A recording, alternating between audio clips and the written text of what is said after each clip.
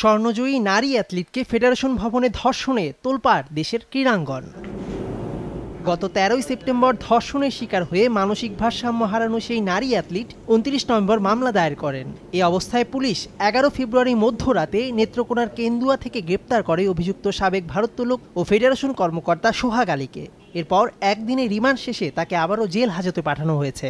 Investigation করছি এবং ডিটেকশনের যে পর্যায়গুলো দেখছি, সে এই যুগে কোনো ডিভাইস ব্যবহার করে নাই লাস্ট 2.5 মান্থস।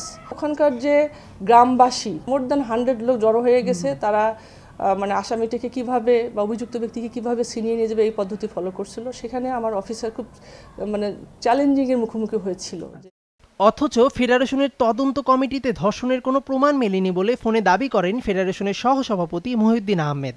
তবে তদন্ত কমিটির আরেক সদস্য মুজিবুর রহমান জানান, তদন্ত রিপোর্টে আলামত মিলেছে ধর্ষণের। আর পুলিশের অভিযোগ, ফেডারেশন মামলার তদন্তে কোনো সহযোগিতাই করেনি।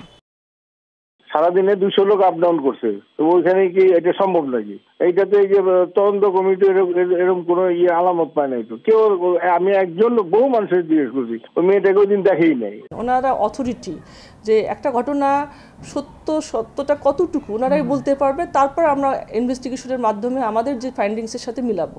কিন্তু আজ পর্যন্ত আমি ওনাদের কাছ থেকে কোনো সহযোগিতা পাইনি।